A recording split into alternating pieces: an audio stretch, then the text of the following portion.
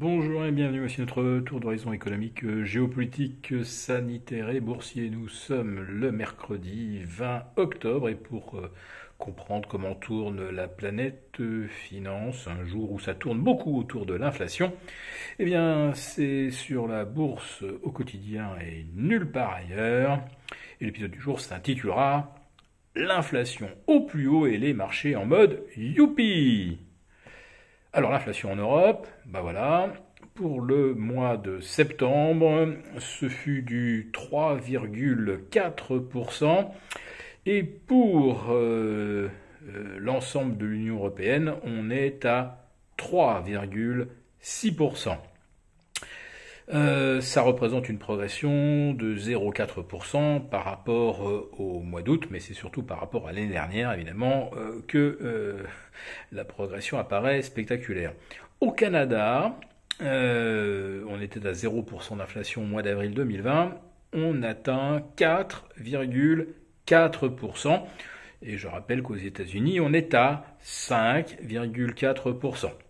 Il en résulte donc une cinquième séance de hausse sur 6 en Europe et c'est la cinquième séance de hausse consécutive également pour le S&P, pour le Nasdaq, tandis que le Dow Jones n'est plus à l'instant, je regarde, qu'à à peine 200 points de son record absolu, soit environ 0,5%.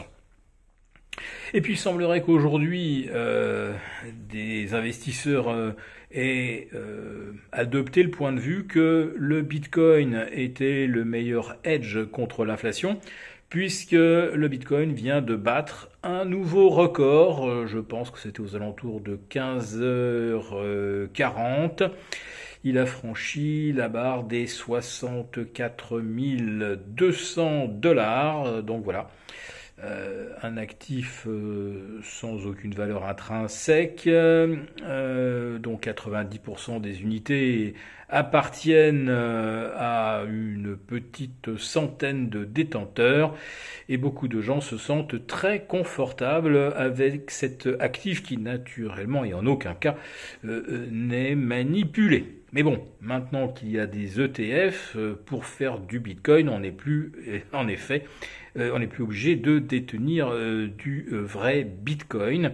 Avec un dérivé, eh bien, on va pouvoir démultiplier cet actif par 100, par 200, voire pourquoi pas par 500, comme c'est le cas avec l'once d'or.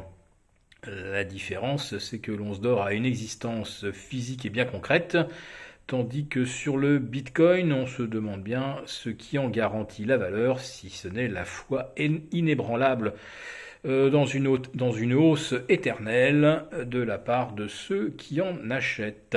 Voilà. J'aurais tendance à penser que contre l'inflation, il vaut mieux se tourner vers des actifs tangibles. Nous avons fait le choix avec les abonnés des affranchis des matières premières.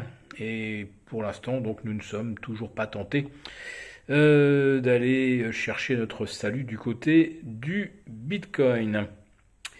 Mais quand on voit l'espèce d'indifférence des marchés vis-à-vis du niveau d'inflation actuel, on peut quand même se poser des questions sur les fonctionnements des mécanismes psychologiques et des mécanismes économiques en général.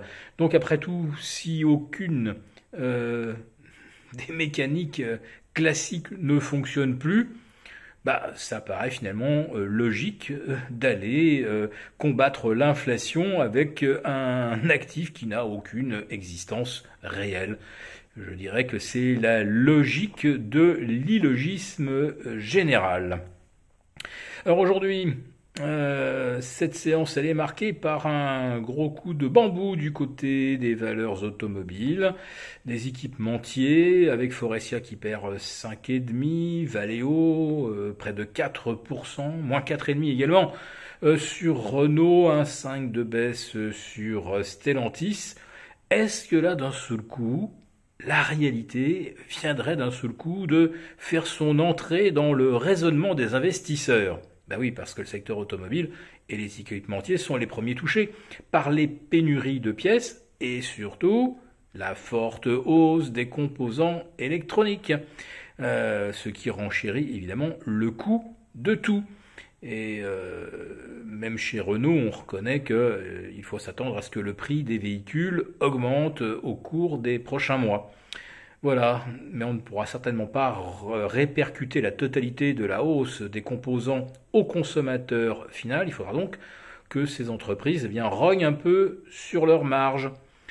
Et ça aussi, c'est un raisonnement que les détenteurs d'actions n'entendent pas. Ils ne voient pas en quoi la hausse des matières premières, de l'énergie, pourrait affecter les marges des entreprises, à croire que le pouvoir d'achat des acheteurs finaux est extensible à l'infini grâce à l'argent magique de la Fed ou de la BCE, sauf que cet argent n'arrive pas dans la poche des acheteurs finaux, mais bien dans celles qui détiennent les titres de ces entreprises, mais qui ne sont évidemment pas des acheteurs qui pèsent quoi que ce soit dans le bilan et les bénéfices à la fin de l'année.